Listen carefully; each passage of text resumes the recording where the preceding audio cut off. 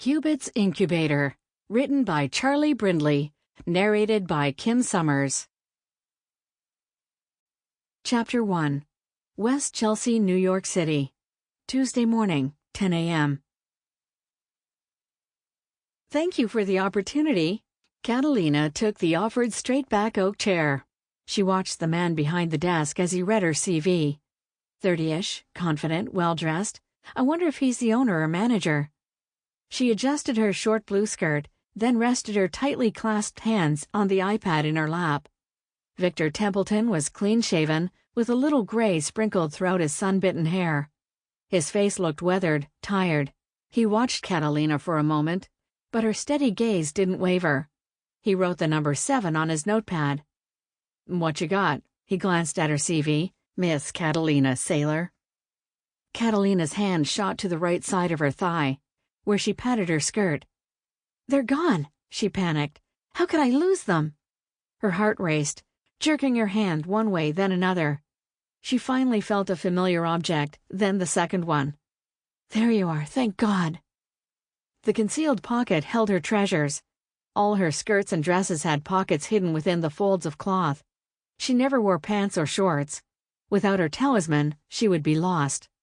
"Sound imaging for the blind," she said in answer to his question. Victor spun a yellow pencil on his desk. Like a bat's echolocation? Catalina's breath returned to normal as her heart rate slowed. "Something like that, but using AI to convert the radar bounces into a non-visual image." Victor scribbled the number 8 on his notepad.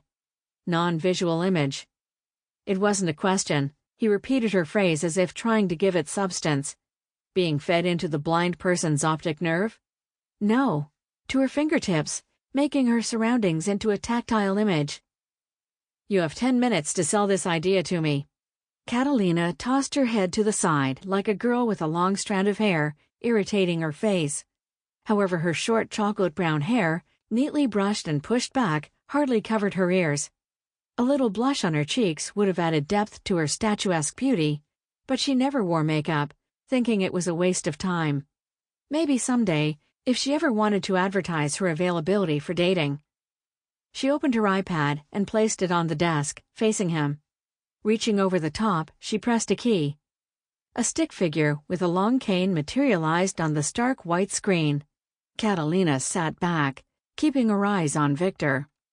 As he watched the iPad, the figure mobilized and made its way along a sketched-in street. The figure slowly morphed into a human form, a woman. Then clothing was added, a flowery blouse and long skirt, both in black and white. She tapped her cane on the sidewalk, feeling her way along. The sidewalk and buildings took on more detail as the sounds of murmured voices and traffic came from the iPad speakers. Color was added to the woman's clothing as she made her way through the passing pedestrians. Chartreuse for the skirt and a shocking orange for her blouse.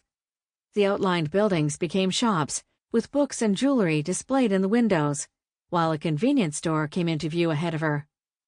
"Who did this animation?" Victor asked. "I did," Catalina said, "most of it." He used his pen to slash through the 8 and wrote 9 beside it. The blind woman came to a street crossing and stopped when the end of her cane dropped off the edge of the curb. She tilted her head, listening. "Anyone there?" Her voice came from the speakers. A girl, maybe 10 years old, came to her side. "What's wrong?" "I'm blind. Can you help me across the street? This is 47th, right?" "Yes, it is." The girl took her hand. "What happened to your eyes?" "Afghanistan." "Step down." The girl led the woman off the curve and into the street. "We can cross now. Were you hurt in the war?" "Yes. What's your name?" "Monica. We're in the middle of the street, but we still have the light." "Do you live nearby?" 2 blocks. Mama sent me to the store for baking powder. Get ready to step up on the curb." The white cane tapped ahead of the woman. When it touched the curb, she felt for the height. "If you can't see, why do you wear sunglasses?"